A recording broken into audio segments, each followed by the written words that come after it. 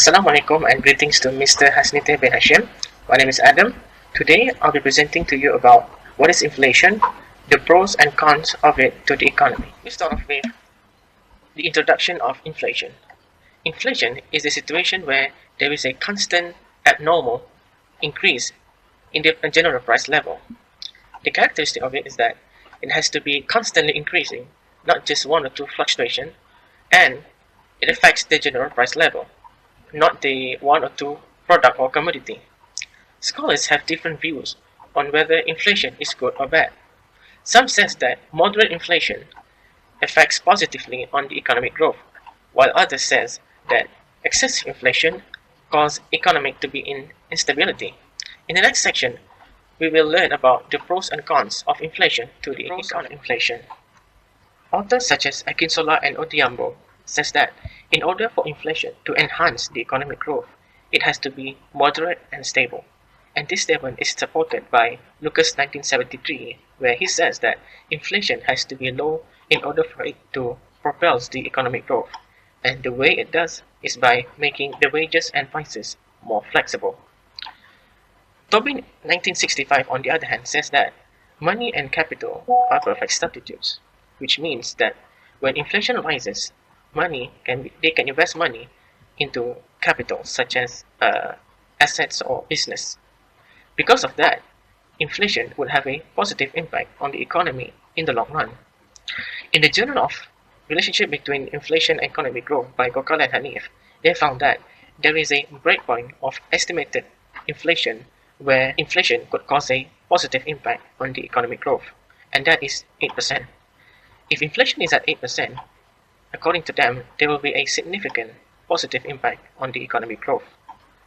They also mentioned that anything below 8% would have a small and tiny impact on the economic growth, whereas anything beyond 8% would have a tremendous and extremely negative impact on the economic growth. The drawbacks and the cons of inflation. According to Honesty 2010, inflation reduces purchasing power. When inflation rates becomes higher, the value of money becomes lower. When the value of money decreases, it reduces the amount of things that can be purchased, which means that the amount of income that we receive today would cause us to purchase less compared to back in the days. When the demand of a product becomes lower, company will reduce the amount of production, which then leads to lower productivity, and because of that, the economy will grow slower. The cons of inflation not only limited to individual self-interest, but also to financial institution system such as banks and loans. When inflation rates becomes higher, the value of money becomes less valuable, and this affects on the returns on saving accounts and also makes investment less valuable. This would reduce the profit received by the banks. In order for banks to give out loan, they have to analyze the debtor. Due to the lack of information about the debtor, bankers is not 100% sure about the riskiness possessed by the debtor, and this process is called information asymmetry. When inflation occurs, it makes information asymmetry becomes more worse, because inflation causes the prices to be abnormal, and abnormal prices cause the economy to be uncertain. And this leads to banks to become more cautious upon judging the debtor. One of the actions that bankers would take to be more cautious is that they would reduce the amount of loan given to businesses and individuals, and they also tend to reject more loans applications. When businesses are unable to get loans from the bank for their business improvements such as expansion, growth, or adding more capital such as machines or new project, businesses become less productivity.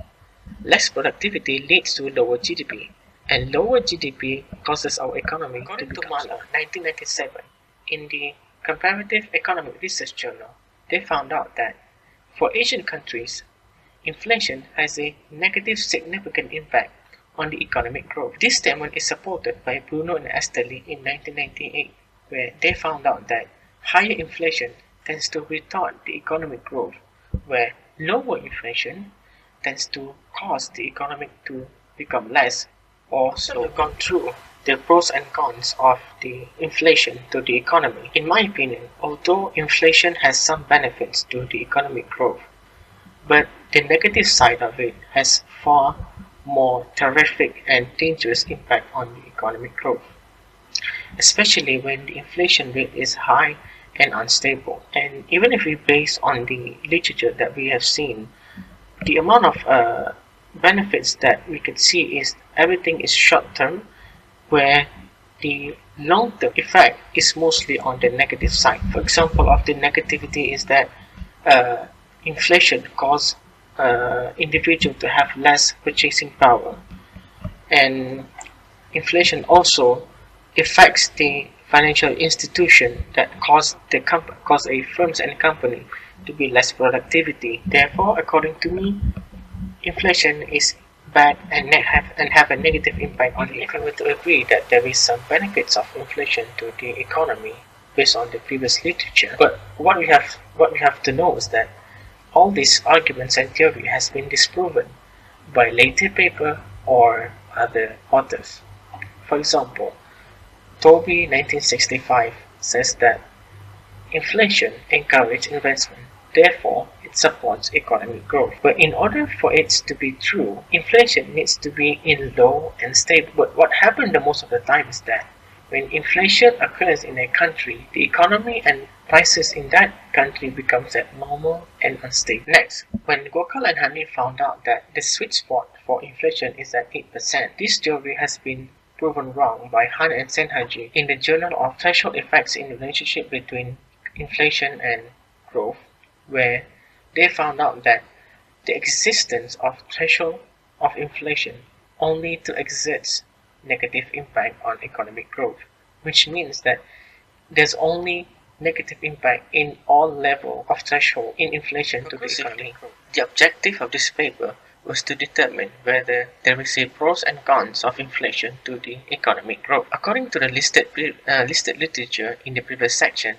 we have come to find out that there is some author that provide or listed or tell us about the pros of inflation to the economy. For example, like Gokal and Hanif, where they found out that the sweet spot for inflation is to be at 8%, where Han and Senhaji says that in order for inflation to have a positive impact or effect for industries and developing countries, they say that it has to be at 1 to 3% for industries and 11 to 12% for developing countries. This result does provide a useful insight for us to investigate or to know the relationship between the two variables and to determine the advantages of maintaining a price stability. However, there is a major finding in the empirical analysis that estimated the effect of inflation on growth and investment are significantly negative. For example, according to Barrow 1995, he says that an increase in the average inflation of 10% per year is estimated to reduce the growth rate of real GDP per capita by 0.2 to 0.3% per year. Therefore, although this inflation do provide some benefits to the economy with certain conditions such as moderate and stable, but still these benefits remain uncertain and short-term wise. On the other side of it, which is the negative impact of inflation, such as reduced purchasing power, less efficient in resource distribution, financial institutions become unstable, slower economic growth is far more significant and persistent. With that being said, it is firmly proven that economists should cap inflation as low as possible and as stable as possible because its potential harm has outweighed its potential benefits in the long run.